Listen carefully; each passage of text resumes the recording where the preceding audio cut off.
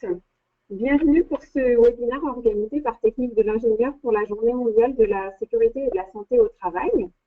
Donc, le thème de ce premier webinaire de la journée est comment s'assurer de la conformité des FDS suite aux dernières évolutions réglementaires. Il sera animé par Jean-Michel Gouraud, qui est expert Quick FDS Consulting. Alors, avant de lui laisser la parole, quelques informations. Vous pouvez poser vos questions dans le module questions de GoToWebinar. Donc, n'hésitez pas, on en sélectionnera quelques-unes en fonction du timing à la fin du webinaire pour y répondre. Et ce webinaire est enregistré, vous pourrez retrouver prochainement le replay sur le site de Technique de l'ingénieur. Voilà, Jean-Michel, je vous laisse la parole pour la présentation du webinaire. Parfait. Eh bien, bonjour à tous. Je suis ravi de vous présenter ce webinaire sur le thème de comment s'assurer de la conformité des fichiers de sécurité suite aux dernières évolutions réglementaires, qui va nous permettre en fait de faire un petit peu le point sur cette actualité avec un grand A, avec effectivement où on évoquera bien sûr la fiche de sécurité, mais également le CLP, puisque c'est un outil de classification, et on parlera également sur un plan européen et également plus international. Bien, donc écoutez, je vous propose de démarrer directement le sujet. Donc la fiche de sécurité, on va voir ces deux aspects avant de démarrer en fait dans le fond européen, et on va voir un peu plus un plan international, puisque l'on verra en fait que la fiche de sécurité, elle est aussi cadrée par rapport à une harmonisation sur un niveau international par l'ONU, et puis également la transposition européenne qui est faite effectivement par REACH. Alors, sur un plan international, peut-être avez déjà vous entendu parler de ce sigle GHS dont on parle de plus en plus. GHS, c'est le Global Harmonised System, système général harmonisé pour la traduction de l'acronyme en français, en fait, qui traite de la classification et de l'étiquetage harmonisé. Alors, qu'est-ce que ce GHS et pourquoi en parler avant d'introduire dans la fiche de sécurité? Tout simplement, c'est la source réglementaire sur un plan international. Il y a quelques années, en fait, chaque pays avait leurs propres dispositions concernant les critères de classification et d'étiquetage, ce qui pose des soucis, bien évidemment, dans les imports et les exports de produits chimiques. Donc, l'ONU, sans vous faire un cours sur celui-ci, mais environ en 2002, a édité, en fait, ce GHS, Système Général Harmonisé, qui va définir, en fait, deux points. Les premiers, ce sont de fixer des critères harmonisés de classification et d'étiquetage, qui vont permettre en fait à travers ces modules à tous les pays qui décideront en fait d'intégrer cette harmonisation, d'utiliser en fait ces critères harmonisés pour en faire un texte réglementaire qui sera applicable sur son territoire. Alors pour nous en fait en Europe, il s'agit ici, on le verra dans le slide suivant, du CLP. Donc l'idée, en fait, c'est de définir des critères de classification et d'étiquetage. Donc ça traduit bien des critères par rapport à des dangers qui doivent être harmonisés pour que chaque pays ait en fait la possibilité d'avoir les mêmes bases et de dire que si un produit est inflammable, eh bien on va le définir sur les mêmes critères. Et puis également, bien évidemment, puisque l'étiquetage étant le reflet de la classification, eh bien, il a fallu harmoniser à travers ce GHS les symboles normalisés avec de nouvelles mentions d'avertissement, les phrasages, les phrases clés que l'on retrouve bien évidemment en Europe, puisque l'Europe, vous l'avez bien compris, a décidé de transposer cette harmonisation. Alors, c'est un grand pas en fait vers l'import et l'export de produits chimiques dangereux, parce qu'en fait, maintenant, des pays comme les États-Unis, comme la Chine, comme l'Afrique du Sud, enfin les différents continents, ont mis en place cette réglementation pour permettre en fait de faciliter les échanges internationaux. Alors, au-delà de ce GHS, en fait, de ces critères de classification et d'étiquetage, il y a également, et ça c'est ce que parfois, quand on ne connaît pas bien le GHS, on s'arrête sur les critères de classification, mais il faut savoir également que le GHS définit le format de la fiche de données de sécurité. Donc là, on revient plus à ce qui nous intéresse aujourd'hui, car cette fiche de données de sécurité va être en fait la colonne vertébrale qui va permettre de mettre en œuvre, à travers 16 rubriques, toutes les informations que l'on a à communiquer dans une chaîne d'approvisionnement. Donc on les verra bien sûr en détail dans le format européen, mais il faut savoir que le format européen de la fiche de données de sécurité est suit le même présentation en fait que celui qui est donc défini dans le GHS ONU, et on retrouve donc le GHS ONU en accessibilité libre, hein, en fait. Vous pouvez aller sur le site de l'ONU, sur le moteur de recherche du site de l'ONU, vous tapez GHS et vous allez retrouver en fait tout ce qui traite du GHS, puisque bien évidemment l'idée de cette réglementation, c'est qu'elle évolue au rythme en fait des attentes des industriels, et que bien sûr les révisions du GHS vont bon train. Donc aujourd'hui on en est à la révision 6 qui est parue en juillet 2015. Il faut savoir que le cycle de l'ONU évolue tous les 2 ans, et que la prochaine version qui sera consolidée devrait apparaître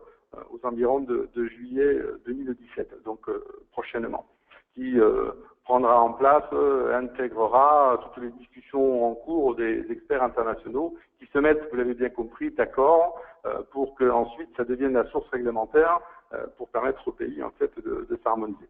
Voilà, donc il était pour moi important de vous présenter ce cadre du GHS ONU en disant bien en fait que les critères de classification et d'étiquetage et le format, les contenus de la fiche de sécurité, il est présenté effectivement par ce GHS ONU. Alors, après cette introduction, bien évidemment, on va maintenant se focaliser plus précisément sur l'Union européenne. Donc, dans l'Union européenne, en fait, la transposition de ces critères de classification et d'étiquetage harmonisés, c'est le CLP, donc le règlement européen 1272-2008. Petite parenthèse, c'est désormais un outil réglementaire juridique sous forme de règlement qui simplifie malgré tout les échanges au sein de l'Europe, puisque avant on avait des directives européennes, les directives de substance 67-548, les directives de préparation 99-45, qui pour rappel sont abrogées depuis le 1er juin 2015. Donc le CLP est désormais le seul outil de classification et d'étiquetage applicable donc en Europe, et donc vous avez bien compris, l'Europe c'est également, la France fait partie également de l'Europe. Donc quand on modifie le texte règlement CLP, on applique également toutes ces modifications dans les différents pays de l'Union européenne. Alors, le règlement CLP, ce sont les critères de classification et d'étiquetage qui, encore une fois, sont la transposition européenne du GHS ONU. Alors, pour la petite parenthèse, c'est que le GHS ONU définit des classes de danger et puis ensuite des catégories de danger qui sont effectivement harmonisées. La seule liberté que les autorités compétentes ont, donc pour nous en l'occurrence c'est la Commission européenne, c'est de choisir quels modules ils vont rendre applicables sur leur territoire par rapport effectivement à un autre. Je vais prendre un exemple des liquides inflammables qu'on parlait tout à l'heure. Les liquides inflammables sont classés dans le GHS ONU en 4 catégories. La première catégorie étant le plus inflammable, la 4e catégorie étant le moins inflammable. Derrière ces critères de catégorie, il y a effectivement des définitions. Donc, qu'est-ce qu'on entend par un liquide inflammable de catégorie 1? C'est des points d'éclair inférieurs à 23 et des points initiaux d'ébullition qui sont inférieurs ou égaux à 35. La catégorie 2, c'est la même chose au niveau du point d'éclair, c'est-à-dire inférieur à 23, mais un point initial d'ébullition qui est supérieur à 35. Catégorie 3, c'est les points d'éclair entre 23 et 60. Et là, la Commission européenne s'est arrêtée là, en fait. Donc, on a, en fait, désormais, nous, la définition d'un liquide inflammable au sein du règlement CLP, c'est des produits qui ont un point d'éclair, des liquides inflammables qui ont un point d'éclair jusqu'à 60 degrés. Mais le GHS va, pour cette classe de danger-là, du moins, plus loin, et a défini une 4e catégorie, déjà, qui est les points d'éclair entre 60 et 93 degrés. Donc, ce module-là n'a pas été repris par l'Union européenne, mais par exemple les États-Unis ou la Chine qui a qui ont eux aussi transposé les critères du VHS ONU, ont retenu cette 4e catégorie au sein de leur territoire. Donc on voit bien qu'on est dans des critères harmonisés.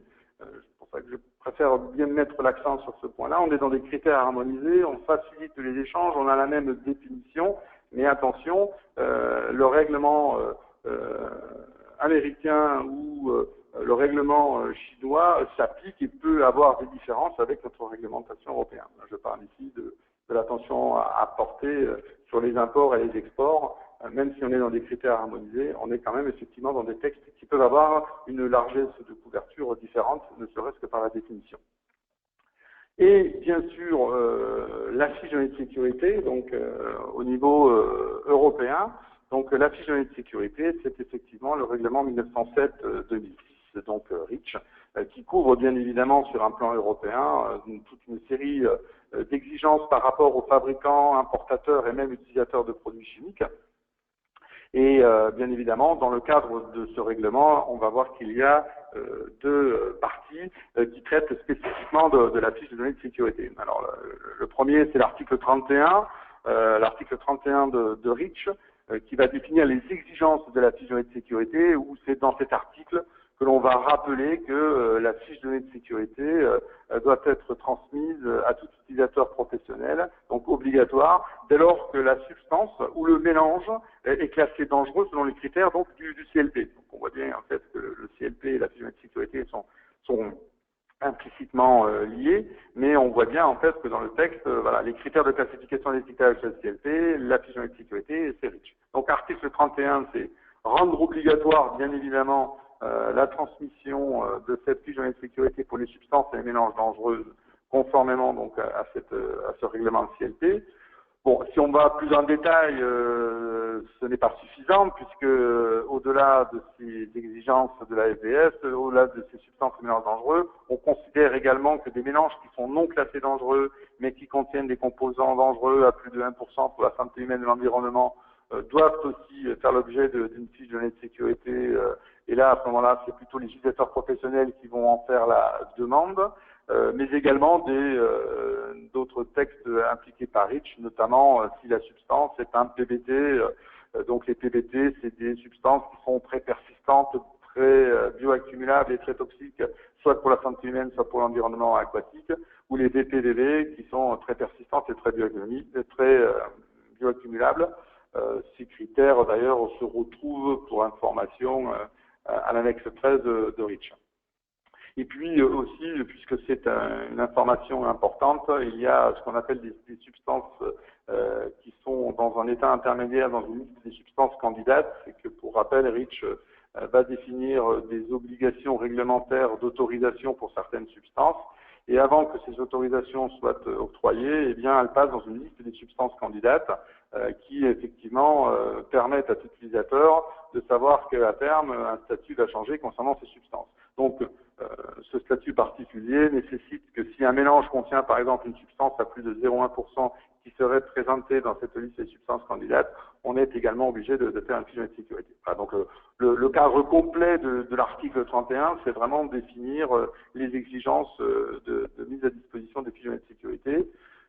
C'est à cet article 31 qu'il est rappelé que les fiches de sécurité doivent être traduites dans la ou les langues du pays où le produit est mis sur le marché. Enfin, je parle toujours sur un plan européen.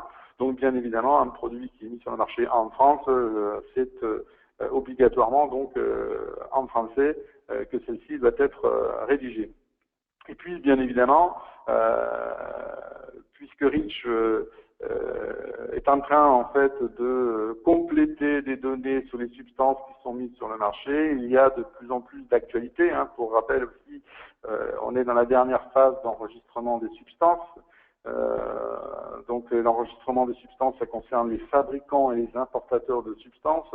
Et aujourd'hui, les fabricants et importateurs de substances qui fabriquent et importent à plus d'une tonne et à moins de 100 tonnes ont jusqu'en mai 2018 pour s'enregistrer et compléter en fait les données sur les substances qu'ils mettent sur le marché. Donc ces données sont en train de s'écrire dans REACH et bien évidemment de nouvelles informations vont effectivement apparaître et donc vont nécessiter peut-être une réévaluation de la classification selon les critères du CLP, mais bien sûr des révisions de fiches de sécurité, puisqu'il est dit dans cet article 31 que toute modification qui impacte la gestion des risques dans le contenu de la fiche de sécurité doit être effectivement révisée sans délai. Voilà, donc l'article 31, c'est vraiment le cadre posé, on va dire le champ d'application de la fiche de données de sécurité, et puis ensuite il a bien fallu définir un format, donc c'est dans l'annexe 2 donc de REACH, qui est donc le guide d'élaboration de la fiche de données de sécurité, qui va préciser en fait les 16 rubriques avec la présentation de ce format et même bien évidemment des recommandations sur le contenu de ces 16 rubriques. Donc vous avez bien compris que l'annexe 2 donc de REACH qui définit le format de la fiche de sécurité est le reflet de ce qui est défini à l'annexe 4 donc du GHS ONU. Alors, cette annexe 2 dans le format, pour supporter notamment cette évolution réglementaire, on va y revenir avec la période de coexistence des deux systèmes de classification qui sont opérationnels depuis quelques années en Europe, eh bien, cette annexe 2 a été modifiée successivement par plusieurs règlements, et notamment celui qui aujourd'hui est applicable et qui permet en fait d'être le reflet de l'actualité réglementaire, c'est le règlement 2015-830. Donc, qui va en fait bien évidemment modifier et compléter cette fameuse annexe 2. Alors, un petit point rapide en fait qui déjà nous permet d'avoir un regard, parce que souvent les interrogations sont, je reçois un fiche de sécurité, la question est de savoir, est-ce qu'elle est toujours d'actualité, cette fiche de sécurité? Est-ce qu'elle n'est pas trop ancienne? Est-ce qu'elle n'a pas effectivement un moyen rapide de pouvoir me dire si elle est obsolète ou pas? Alors en fait, on reprend ici dans ce slide les trois formats tels qu'avaient été en fait nommés par l'ECA. L'ancien format de la fiche de sécurité qui était applicable depuis 2008, date effectivement de sortie de REACH, jusqu'en 2010, c'était le format 2006.1. En fait, comment reconnaître ce format 2006.1? Très simple, c'est que les classifications des substances et des mélanges ne faisaient état que de la classification selon les directives européennes, à savoir les symboles orange, les phrases de risque R et les phrases de conseil de prudence S. Alors même d'ailleurs que ce format pouvait se retrouver effectivement à la section 15 de la fiche de sécurité pour la classification et l'étiquetage, puis ensuite ça avait été basculé à la section 2. Mais comment reconnaître en fait une fiche de sécurité dans ce format-là? C'est qu'elle ne fait référence uniquement à la classification selon les directives européennes. Donc ce format-là, bien évidemment, est devenu maintenant non réglementaire et bien évidemment une fiche de sécurité qui ne présente que la classification de ces directives substances et préparations est jugée bien évidemment non réglementaire. En 1er décembre 2010, en fait, il y a eu une période de coexistence des deux systèmes de classification. Et oui, parce qu'il a bien fallu, pour le CLP, trouver un peu, laisser de temps aux industriels pour pouvoir effectivement définir ces nouveaux critères et les regarder d'une manière précise. Donc, les directives actuelles, donc les symboles orange, les phrases de risque R, restaient applicables jusqu'au 1er décembre 2010, en fait, pour les substances, parce qu'à partir du 1er décembre 2010, les substances ont obligatoirement été dans l'exigence d'être classées conformément au CLP. Mais il a fallu laisser un peu plus de temps pour les formulateurs, les fabricants de mélanges, pour leur permettre, en fait, de s'appuyer sur la classification de ces substances qui a été réalisée pour le CLP pour extrapoler la classification au CLP de ces mélanges. Donc les mélanges, eux, ont pu être classés jusqu'au 1er juin 2015, en fait, conformément aux directives actuelles. Alors, certains formulateurs ont pris le pas dès le début, Et il était possible, bien sûr, qu'un formulateur classe par anticipation, c'est-à-dire avant le 1er juin 2015, son mélange conformément au CLP, mais il a pu attendre également la date butoir d'application qui était le 1er juin 2015 pour en fait informer ses clients, les utilisateurs aval, de cette nouvelle classification conformément aux critères du CLP. Donc ça nous amène effectivement à bien voir un point très important, c'est que le format 2010-1 qui était donc applicable entre le 1er décembre 2010 et le 1er juin 2015, en fait, était le format de la fiche de sécurité qui permettait l'information de cette coexistence des deux systèmes de classification. Voilà, donc on retrouvait en fait dans les différentes sections la classification CLP des composants et puis la classification du mélange conformément à la directive de préparation. Tout ça s'est simplifié puisque depuis le 1er juin 2015, les directives 67-548 substances et 99-45 préparation sont abrogées. Ça veut dire quoi? Ça veut dire qu'en fait, depuis le 1er juin 2015, et les substances et les mélanges sont classés, étiquetés, conformément au CLP. Alors, il existe encore une dérogation qui permettait en fait aux distributeurs simplement de mélanges de pouvoir utiliser, de pouvoir mettre sur le marché des produits qui étaient encore étiquetés conformément à la directive préparation dans l'heureuse si elles avaient été mises sur le marché par le fabricant avant le 1er juin 2015. Alors, je ne vais pas effectivement m'appesantir sur cette dérogation parce qu'on arrive vraiment à la fin et que à partir du 1er juin 2017, donc on y est véritablement, il ne pourra plus y avoir sur le marché de préparation dangereuse étiquetée conformément à la directive préparation dangereuse et donc de fiches de données de sécurité qui précisent en fait cette classification. Donc depuis le 1er juin 2015, le format définitif c'est celui-ci. On va dire qu'au 1er juin 2017, eh bien, il faudra effectivement avoir une attention toute particulière pour les fiches de données de sécurité qui continuent effectivement à classer, donner la classification selon les directives de substances et préparation. Ça ne veut pas dire qu'elles ne sont pas conformes, mais il faut quand même avoir une attention particulière en leur demandant donc à l'acteur en amont de réviser celle-ci notamment et de vous adresser en fait une fiche de données de sécurité qui va être conformément donc à la réglementation CLP et uniquement ce qui va permettre en fait à l'acteur de regarder la composition et de faire le point aussi avec les données qui sont liées effectivement à la substance. Alors, on va maintenant passer à ces fameuses 16 rubriques donc, qui sont donc normalisées, puisqu'il y a une annexe B, notamment une partie B, dans l'annexe 2 du règlement REACH, qui va définir en fait l'obligation d'utiliser des rubriques et des sous-rubriques. Donc c'est ce qui apparaît en fait ici à l'écran. Donc l'intitulé de la rubrique est normalisé et les sous-rubriques doivent également être présentes. Donc ça c'est un moyen assez rapide de constater qu'une FDS peut être obsolète en fait. Hein. C'est de dire est-ce que déjà j'ai bien dans l'intitulé de la fiche de sécurité la rubrique 1. Alors il peut y avoir parfois le nombre de rubriques qui est mentionné avec section, l'intitulé section à la place de rubrique, pardon, c'est juste un problème de traduction. Section, en fait, on ne l'a pas traduit alors qu'en anglais ça veut dire rubrique. Donc il y a eu une petite mise à jour qui a été faite sur le sujet. Mais quand même, dans le libellé, on devra retrouver l'identification de la substance, du mélange de la société et de l'entreprise, effectivement à la rubrique 1, et surtout les 4 sous-chapitres, notamment sous-rubriques, qui sont l'identificateur du produit, les utilisations identifiées pertinentes, le renseignement concernant le fournisseur de la fiche de sécurité, le numéro d'appel d'urgence.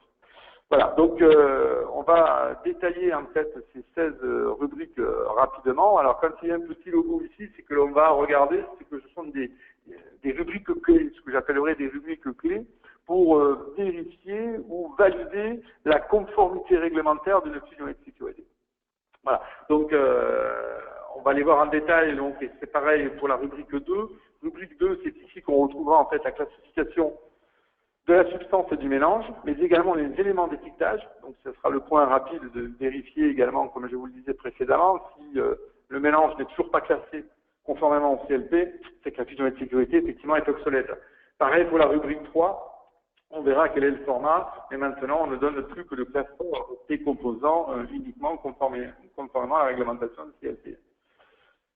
On ne parlera pas, en fait, on n'aura pas le temps en 1 heure. L'idée, c'est de définir des clés. Hein, donc, bien sûr, on ne peut pas tout approfondir, mais les différentes rubriques qui apparaissent ici, donc les rubriques 4 premiers secours, qui vont permettre de donner les informations concernant les symptômes et les actions à mener en attente éventuellement d'un médecin si nécessaire.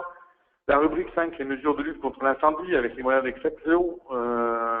Les mesures pour la rubrique 6 en cas de dispersion accidentelle qui vont permettre en fait de définir en cas de déversement, de précautions pour la protection de l'environnement, les méthodes et matériels de confinement et de nettoyage qui sont des rubriques qui sont bien évidemment essentielles pour la gestion du risque chimique, mais qui en fait n'évoluent moins au rythme des évolutions réglementaires et qui ne sont pas forcément des rubriques clés pour identifier que celle-ci est obsolète ou pas. Donc ce n'est pas qu'elles ne sont pas importantes, bien sûr il n'y a pas de rubriques qui n'ont pas d'intérêt dans la fusion et de sécurité, mais on ne les développera pas dans ce webinaire, puisque ce n'est pas l'objet de celle-ci, y compris la rubrique 7, donc les manipulations et stockages, qui vont permettre effectivement de rappeler certaines contraintes. Ensuite, la rubrique 8 qui concerne les contrôles de l'exposition et protection individuelle. Alors, on aurait presque pu le développer si on avait eu un peu plus de temps. Attention aux paramètres de contrôle. C'est ici que l'on va notamment vérifier s'il n'existe pas des valeurs limites d'exposition professionnelle pour les substances, pour le produit concerné. Car, comme vous le savez, s'il y a des valeurs limites d'exposition professionnelle, il y a des contraintes de s'assurer que l'exposition des personnes à ces agents chimiques soit en dessous, ou sinon il va falloir mettre en place des équipements de protection collective, hein, puisque avant tout c'est le collectif qui est mis en œuvre. Et puis si pour des raisons techniques ou économiques, il ne serait pas possible de mettre des protections collectives, eh bien on aura recours aux équipements de protection individuelle qui sont cette fois-ci définis également dans cette rubrique. Donc une rubrique, on pourrait dire réglementaire, et attention aussi en fait aux traductions, puisque les valeurs limites d'exposition professionnelle varient selon les différents pays, puisque ce sont les pays eux-mêmes qui vont fixer sous les recommandations de l'Europe les contraintes qui vont s'appliquer sur leur territoire. Donc il peut y avoir des valeurs limites d'exposition professionnelle qui diffèrent d'un pays à un autre. Donc quand on est dans la traduction, il faut penser également à aller compléter et rechercher quelles sont les valeurs limites d'exposition professionnelle qui s'appliquent dans la langue ou dans le pays en fait, où le produit est mis sur le marché. Les rubriques 9, avec un petit check, en fait, on regardera que ces rubriques, notamment, ce sera la 9, la 11 et la 12. 9, c'est les propriétés physico-chimiques. 11, c'est toxicologique et 12, écotoxicologique. Ce sont des informations qui vont permettre peut-être de confirmer une classification d'une substance ou d'un mélange. On verra en fait que si, par exemple, on parlait de liquide inflammable, si j'ai réalisé un point d'éclair qui va avoir un impact sur la classification, eh bien, il est obligatoirement mentionné dans cette fiche de sécurité à la section 9 pour les propriétés physico-chimiques. Pareil pour les informations toxicologiques, c'est des tests donc d'estimation de toxicité aiguë qui auraient pu être réalisés sur la substance ou le mélange, et donc également sur les informations écotoxicologiques où ce sont les valeurs concernant les CL, CE50 sur les poissons, les algues ou les apices. Voilà, donc il faudra, on parlera, je mettrai un slide dessus pour dire attention, ces informations peuvent aussi déceler une anomalie par rapport à la cohérence de classification qui apparaît effectivement aux rubriques 2 et 3 de la fusion et de sécurité. La rubrique 13, c'est les éliminations du déchet. Donc, il y a simplement une attention particulière à définir qu'un produit qui est dangereux va générer un déchet dangereux. Voilà, savoir que derrière, il y a une réglementation qui définit ce qu'est un déchet dangereux de ce qui ne l'est pas. attention également à cette procédure, puisque un déchet dangereux ne s'élimine pas de la même manière, notamment dans un DUB, que si dans un déchet industriel banal, que si c'est un déchet dangereux. Donc il y a des critères qui sont d'ailleurs s'appuient largement sur le raisonnement de la classification des mélanges selon le CLP. Il y a quelques règles qui diffèrent, mais l'idée étant de définir que est-ce qu'un produit qui est dangereux va générer un déchet dangereux, et il faudra mentionner à cette section 13 de la fiche de sécurité que ce déchet est dangereux. Rubrique 14, c'est les informations relatives au transport. Donc attention, c'est ici également un produit peut être dangereux dans le CLP, ne pas être dangereux en fait dans le transport, mais être dangereux dans le CLP. Donc il faut bien évidemment aller vérifier que si au-delà de la classification CLP du mélange ou de la substance, s'il est également classé au niveau du transport, eh bien il va falloir avoir des contraintes particulières logistique de ce produit, et c'est rappelé avec les 7 sous-rubriques qui sont indiquées, notamment le numéro ONU, la désignation officielle de transport, la classe de danger, qui va en fait permettre de donner les clés pour aller dans les réglementations de transport et définir quelles sont les exigences qui sont liées en fait à l'emballage, à la manière de transporter, voire même aux obligations de formation des différents opérateurs. La rubrique 15 concerne en fait la réglementation européenne et nationale, avec également l'obligation éventuellement de citer s'il y a eu une évaluation sur la sécurité chimique qui a été faite sur une substance. Et la rubrique 16, eh bien, c'est la rubrique qui va permettre en fait de donner toute une autre série d'informations utiles, mais qui n'ont pas pu être ventilées dans ce qu'on appellerait les rubriques normalisées, qui sont les rubriques 1 à 15 que l'on vient de survoler. Donc dans cette rubrique 16, on retrouvera notamment, si c'est une FDF révisée, eh bien, où ont été sous-intervenues les modifications, le libellé des phrasages qui sont mentionnés dans la rubrique 2 et 3, et puis divers, comme les obligations de formation ou des sources bibliographiques qui auraient été utilisées en fait pour ces éléments. Alors, on va maintenant, après avoir survolé ces différents programmes, ces différentes formes de la fiche de sécurité dans le format, eh bien, on va remettre un peu en avant des points clés qui sont à vérifier, qui peuvent véritablement donner une alerte sur le fait que la fiche de sécurité ne soit pas tout à fait conforme. Alors, la page de garde, en fait, c'est tout en haut de la fiche, eh bien, il faut qu'il y ait la date d'établissement, puisque c'est avec cette date que l'on va pouvoir permettre de vérifier si celle-ci est d'actualité ou si elle n'a pas une antériorité trop importante. Je dirais attention aux dates antérieures au 1er juin 2015, qui, pour rappel, c'est là où effectivement on a eu ce changement de format qui nous permettent en fait de définir que maintenant les produits sont classés et étiquetés uniquement conformément au CLP. Alors, ça ne veut pas dire déjà par la dérogation qu'elles sont obsolètes, mais qu'il faut quand même avoir une attention particulière pour toutes les fiches qui ont été rédigées avant cette date du 1er juin 2015. La rubrique 1, en fait, il faut avoir une attention particulière, notamment si on veut faire la correction entre l'étiquetage et la fiche de sécurité. L'identificateur du produit qui apparaît à la section 1.1 doit être le même que celui qui apparaît sur l'étiquette. C'est le seul moyen de pouvoir, on va dire, mettre en place le couple étiquette FDS pour un produit et vérifier qu'une fiche de sécurité qui a été révisée, eh bien qu'on ferme quand même bien encore l'étiquetage actuel du produit. Les utilisations, je passe. Un point important aussi, c'est que l'acteur qui apparaît à la section 1.3 doit être basé en Europe. Il doit avoir ses coordonnées géographiques et numéro de téléphone et également une adresse email pour permettre en fait de poser des interrogations ou des questions liées à la rédaction de la fiche de sécurité. Donc, il faut qu'il y ait une adresse européenne. Si ce n'est pas le cas, attention, il peut y avoir effectivement un doute sur la conformité de la fiche de sécurité. Et puis, à la section 1.4, il faut qu'il y ait un numéro d'appel d'urgence qui répond 24 heures sur 24. Alors, il faut savoir qu'en France, pour nous, c'est les centres antipoison qui assurent désormais cette prestation.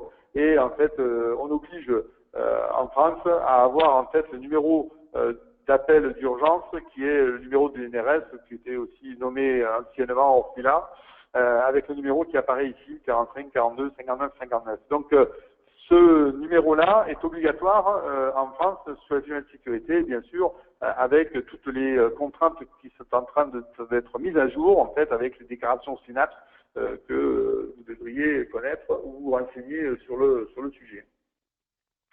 Les rubriques 2 sont l'identification donc des dangers. Donc c'est ici que l'on va retrouver la classification de la substance ou du mélange et uniquement conformément aux critères donc du CLP. Et si la substance ou le mélange n'est pas classé dangereux selon ces critères, il faudra l'indiquer clairement. Voilà. Donc ça c'est un point très important. C'est soit on indique la classification avec des codes qui sont normalisés, soit effectivement on indique clairement que la substance ou le mélange n'est pas classé dangereux. Voilà, on fait au-delà des champs d'application des fiches de sécurité, on voit bien que c'est les substances et les mélanges dangereux qui sont concernés par la rédaction des fiches de sécurité, mais de plus en plus d'industriels mettent à disposition de leurs utilisateurs aval clients des fiches de sécurité pour des produits qui ne sont pas du tout classés dangereux et qui ne contiennent pas de composants dangereux. Tout simplement parce que ça simplifie, on écrit clairement que le produit n'est pas classé dangereux et on ventile les différentes informations de la rubrique de la fiche de sécurité pour conforter que le produit ne l'est pas, mais ça n'interdit pas d'avoir quand même certaines procédures qui pourraient effectivement s'appliquer. Donc, clairement, à la section 2.1, on doit, sans aucune hésitation, sans aucun doute, déterminer si la substance ou le mélange est classé dangereux. De cette classification découle l'étiquetage. Alors, il faut savoir que l'étiquetage, on l'a bien vu, c'est le reflet de ce qui est mis au niveau du CLP. Alors, on demande à la section 2.2 des éléments d'étiquetage véritablement la représentation graphique de l'étiquette. C'est-à-dire que les pictogrammes de danger doivent être présents. Alors, ils peuvent être en couleur obligatoirement sur l'étiquette, mais ils peuvent être en noir et blanc sur la fiche de sécurité, mais la représentation graphique doit y être. La mention d'avertissement, les mentions de danger, les mentions de mise en garde. Donc ça, c'est vraiment ce qui apparaît sur l'étiquetage. Et puis, rappel, attention, Rich dit bien qu'il peut y avoir d'autres obligations d'étiquetage qui sont nécessaires par d'autres textes réglementaires. Je fais référence, par exemple, aux biocides, aux produits phytopharmaceutiques, aux détergents, par exemple, qui ont, au-delà, en fait, de ces critères du CLP, des exigences réglementaires d'étiquetage, et on les mentionnera également à la section 2.2 de l'étiquette, de la fiche de sécurité. Rubrique 3, dans les points clés à vérifier, c'est bien évidemment le statut, et ça c'est important, de définir si la fiche de sécurité il s'agit d'une substance ou s'il s'agit effectivement d'un mélange. Alors, les substances, il y en a plusieurs différentes. Il y a des substances simples, bien définies, des substances complexes, à composition variable, des UCDB, etc., multiconstituants. Donc, il faut impérativement que le statut, et ça, on s'aperçoit en fait par expérience qu'il y a énormément de fiches de données de sécurité qui ne précisent pas véritablement à ce point-là le statut 3.1 ou 3.2 du produit. Alors ça peut être ambigu en fait parce que on va voir que les informations, on ne la renseigne pas de la même manière s'il s'agit d'une substance ou s'il s'agit d'un mélange. S'il s'agit d'une substance, on doit donner uniquement l'identité chimique du composant principal et éventuellement les autres impuretés, mais sans donner leur classification. Ça, c'est un point important. En fait, on ne redonne pas la classification à la section 3.1 d'une substance, puisque la classification, elle est dans les sections précédentes, dans les rubriques précédentes, à savoir 2.1 et 2.2. Par contre, s'il s'agit d'un mélange, effectivement, donc voilà l'information concernant la présentation type d'une substance, donc on va indiquer sa nature chimique, et puis on va indiquer effectivement ces différents identifiants, numéros, index, classe éventuellement d'enregistrement, et son pourcentage effectivement de pureté. Par contre, s'il s'agit d'un mélange, alors là c'est différent, puisqu'il va falloir donner les différents composants présents dans le mélange. Alors je ne vais pas pouvoir rentrer trop en détail, mais en fait il y a des règles qui sont définies en rappelant que pour une fiche de sécurité, pour un mélange, on n'est pas obligé en fait de donner la composition complète à 100%. Ce n'est pas l'objet d'une fiche de sécurité. La fiche de sécurité est là, en fait, pour tout simplement préciser quels sont les composants dangereux qui sont à mentionner. Alors, il y a des règles, en fait. Dès lors que les substances présentent des dangers pour la santé ou l'environnement au-dessus d'un certain seuil, alors que ce sont des valeurs seuil génériques ou des limites de concentration spécifiques si elles viennent de l'annexe 6, mais si effectivement elle impacte la classification du mélange, on va être obligé effectivement de les mentionner. Et pour tous les composants qui sont non dangereux ou qui sont dangereux mais à des pourcentages qui sont en dessous de ces valeurs, on n'est pas obligé effectivement de les rappeler à la section 3 de la fiche de sécurité. Je dis bien pas obligé. Ça ne veut pas non plus dire, si on a décidé malgré tout de simplifier le sujet pour différentes raisons et de donner la composition complète à la section 3.2, c'est tout à fait possible. Par contre, on indiquera clairement dans la section 3.2, en fait, que la substance, elle est classée dangereuse ou non classée dangereuse pour permettre effectivement une parfaite harmonisation de la classification du mélange. Ici, vous retrouvez le tableau, en fait, qui sont les valeurs seuil génériques, en fait. C'est-à-dire qu'une substance est classée dans les catégories de danger qui sont situées dans la colonne de gauche. Elles sont présentes au-dessus des seuils qui sont dans la colonne de droite. Eh bien, elles doivent être effectivement mentionnées à la section 3.2 de la fiche de sécurité. Par exemple, un produit qui est classé en toxicité aiguë de catégorie 1, 2 et 3, eh bien, il devra être mentionné dès lors qu'il est présent à plus de en quantité égale ou supérieure à 0,1%. Voilà. Donc attention à ces rubriques 2 et 3, en fait, c'est le nerf de guerre, en fait. C'est là, en fait, où la classification du mélange de la substance va permettre, en fait, de définir toutes les obligations réglementaires qui sont liées à, en fait, à la gestion, la manipulation, le stockage et voire même le transport. Et on a même vu jusqu'à l'élimination du dit produit. Donc, si on n'est pas expert parce qu'on veut tout simplement vérifier éventuellement que la fiche de sécurité elle est conforme, eh bien il y a les dates, il y a effectivement le point rapide, c'est-à-dire c'est bizarre que je trouve encore des classifications selon les directives, et il vaut mieux poser une question à un acteur en amont sur en fait l'actualité réglementaire de la fiche de sécurité, plutôt en fait de la passer sous silence.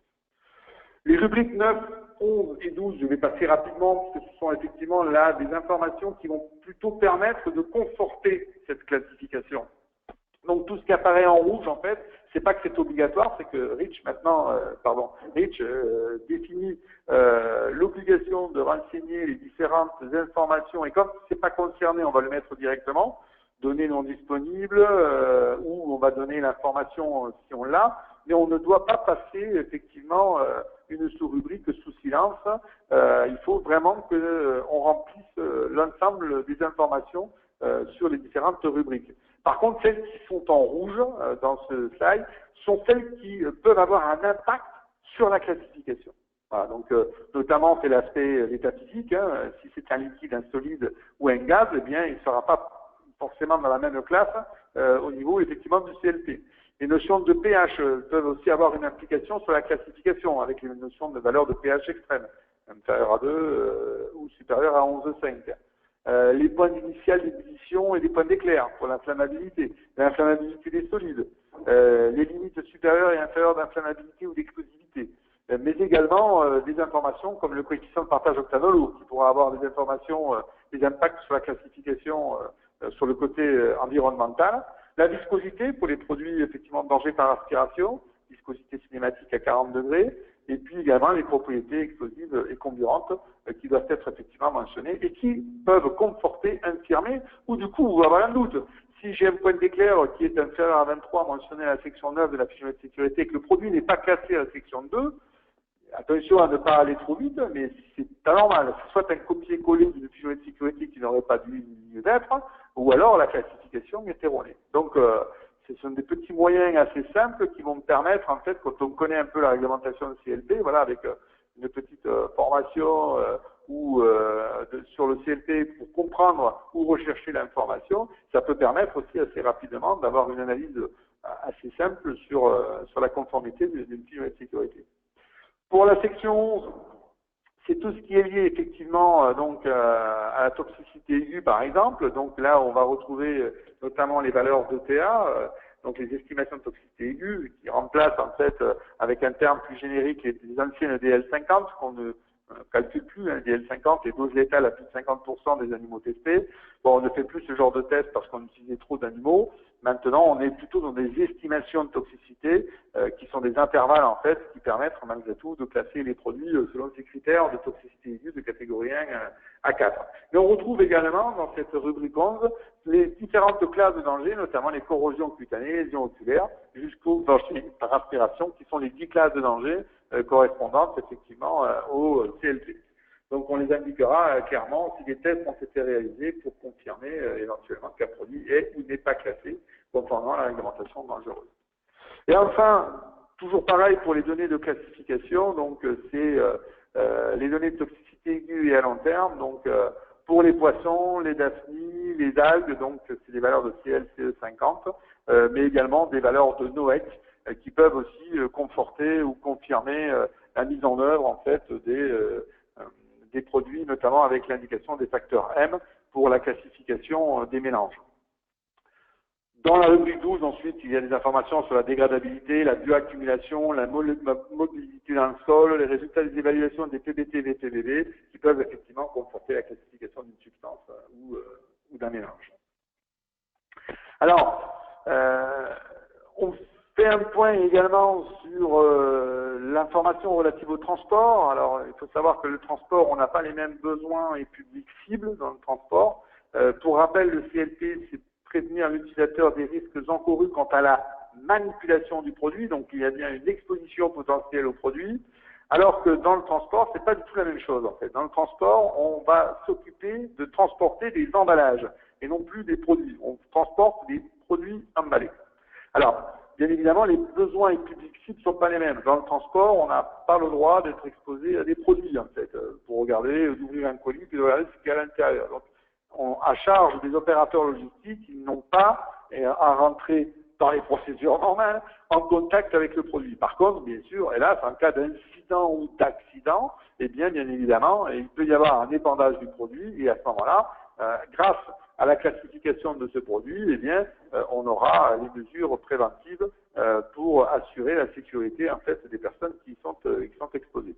Ça veut dire quoi? Ça veut dire qu'en fait, un produit peut être classé dangereux conformément au CLP, s'il présente effectivement des risques liés à l'utilisateur, mais ce n'est pas forcément le cas pour le transport. Alors, bien sûr, si par exemple on parle d'inflammabilité, un produit va être inflammable aussi bien sur le CLP que dans le transport, puisque bien évidemment, il n'y a pas de...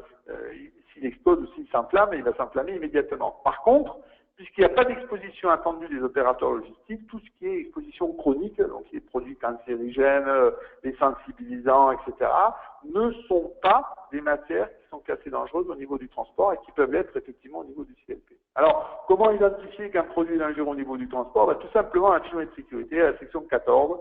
Si c'est le cas à la section 14 que le produit est classé dangereux, on va retrouver toute une série d'informations qui vont donner les clés pour permettre d'introduire dans la réglementation des transports de matières dangereuses. Alors, c'est le numéro UN, notamment la rubrique 14.1, qui va définir en fait le tableau d'entrée et les informations qui sont liées au produit, la désignation officielle de transport, ici liquide inflammable corrosif NSA, la classe, ici c'est un produit avec une classe 3 inflammable et un produit qui est également corrosif, son groupe d'emballage qui va définir la dangerosité, sa notion de polluant main et des informations qui sont liées à les précautions à prendre pour l'utilisateur ou les transports effectivement en vrac. Donc ces informations définissent que le produit est classé dangereux et qui vont permettre à un opérateur logistique, à un conseiller sécurité ou toute autre personne qui intervient dans le chargement ou le conditionnement des produits, mettre en place les exigences réglementaires de transport pour la matière dangereuse.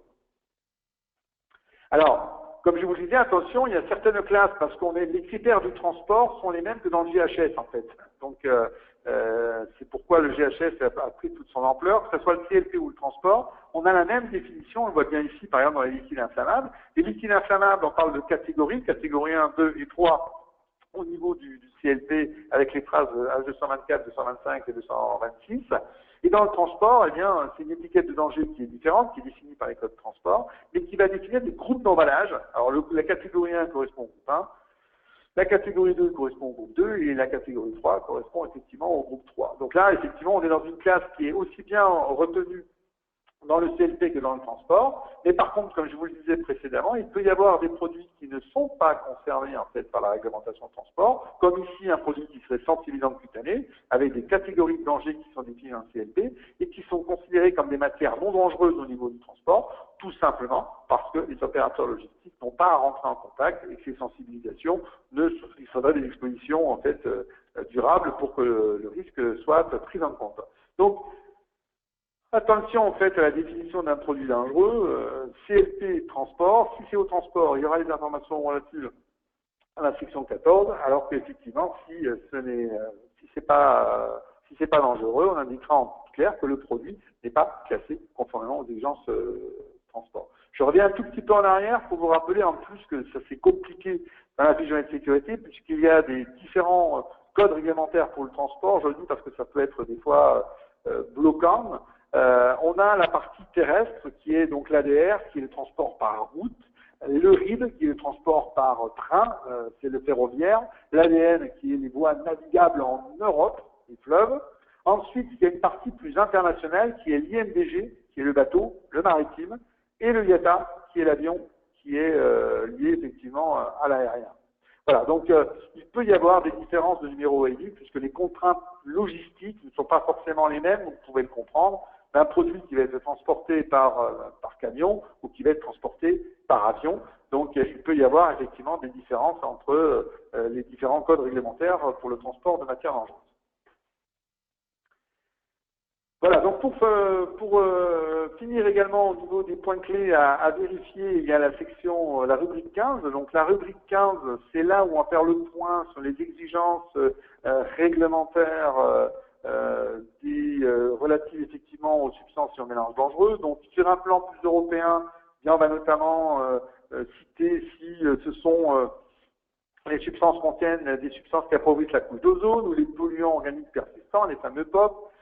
Savoir si le produit est concerné par les exportations et importations de produits chimiques dangereux. Ça concerne effectivement un produit qui est classé dangereux. Vous allez justement, par exemple, l'envoyer hors de l'Union européenne. Vous ne connaissez pas forcément la réglementation du pays de destination. Et ce règlement import-export de produits chimiques vous dit que vous devez vous mettre en conformité avec votre réglementation de départ, traduisez REACH, et ensuite cette fiche de sécurité doit être traduite dans la ou les langues du produit où le produit sera effectivement exporté.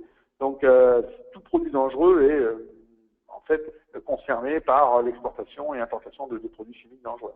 Et puis également les notions REACH, les restrictions d'usage ou les fameuses autorisations qui doivent être effectivement mentionnées à celles-ci. Et puis sur un plan plus national, cette fois-ci en France, c'est la réglementation ICPE, installation classée pour la protection de l'environnement, qui va définir en fait des contraintes de rubrique de la nomenclature pour définir quels sont les tonnages, en fonction des tonnages, quels sont les niveaux qui vont s'appliquer sur le site utilisateur, déclaration de contrôle périodique, autorisation, enregistrement, etc. Mais également si c'est trait à en fonction de l'usage du produit, si c'est un produit phytopharmaceutique, herbicide, détergent, maladie professionnelle et emploi des jeunes travailleurs. Point rubrique 15 également, l'évaluation de la sécurité chimique. Donc on va indiquer si la substance a fait l'objet d'une évaluation sur la sécurité chimique. Et si c'est le cas, attention, on aura la fameuse FDSE, la DS étendue, c'est-à-dire avec les annexes qui vont définir les différents scénarios d'exposition, qu'on n'a pas pu aborder ce matin, mais pourquoi pas faire un deuxième point plus tard sur l'IFDSE. Et il faut savoir qu'en fait, pour certaines substances dangereuses pour lesquelles l'acteur a fait une évaluation sur la sécurité chimique, il peut être dans l'obligation de donner des scénarios d'exposition qui sont joints en annexe, et à ce moment-là, elle fait partie prenante de la fiche de sécurité et doit être également, avec toutes les contraintes, elle doit être numérotée et traduite en français au même titre que la fiche de sécurité complète. L'annexe fait partie de la FDS, donc c'est un point clé à effectivement identifier. À retenir, donc, attention aux évolutions réglementaires. Les enregistrements de substances à plus d'une tonne par an et par fabricant est en cours, ce qui veut dire que la date butoir est en mai 2018, Donc, inévitablement, de nouvelles données vont intervenir au niveau des substances. Ça ne veut pas dire qu'il va y avoir de plus en plus de substances qui vont être classées dangereuses, mais il va y avoir des révisions de FDS parce qu'il va y avoir des révisions de classification. c'est indéniable. Parce que certains acteurs, n'ayant pas les données, ont pris des principes de précaution et du coup, maintenant, les données générées par Rich permettront en fait d'affiner le classement, voire même de déclasser certains produits. Mais aussi, à l'inverse, on va avoir des identifications de molécules que l'on pensait donc non dangereuses et qui, par rapport à la réalisation de tests ou de croisement d'informations, vont devenir classées dangereuses. Donc, soyez vraiment vigilants dans les années à venir, puisque des échanges de fichiers de sécurité actualisés et révisés vont effectivement s'accentuer, puisqu'elle est au même rythme que Rich, et c'est la partie la plus importante de Rich aujourd'hui, puisqu'il y a une estimation de plus de 30 000 substances qui sont concernées effectivement par ces enregistrements. Le CLP, c'est la même chose en fait, puisque le CLP va aussi évoluer en fonction de ces nouvelles données, on va avoir des classements différents et donc inévitablement des révisions à faire concernant ces éléments. La classification, pour finir, c'est le point clé de la mise en œuvre, de la mise à disposition d'un produit chimique dans une chaîne d'approvisionnement, puisque on va se baser sur cette classification pour définir bien évidemment les procédures de sécurité, de santé et de protection de l'environnement. Donc, la classification a des conséquences directes sur ces points qui sont primordiaux. Mais derrière, attention également aux contraintes réglementaires.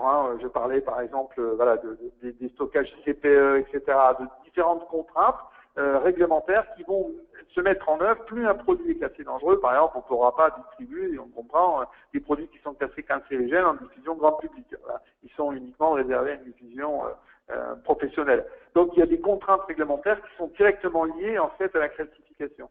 C'est pareil, le stockage, on ne stocke pas et on ne transporte pas, vous l'avez compris, de la même manière, des produits qui sont dangereux, des produits qui ne le sont pas, et c'est l'ensemble du cycle de vie qui est concerné, puisqu'on n'élimine pas non plus de la même manière un produit qui est classé dangereux, et effectivement, qui ne l'est pas. Voilà, donc je vous remercie bien évidemment de votre écoute, et puis maintenant je reste à votre disposition pour répondre à des questions. C'est un petit webinaire un peu complet, mais qui peut effectivement déclencher certaines questions, ou que ce soit maintenant ou ultérieurement par mail. Voilà, merci à vous.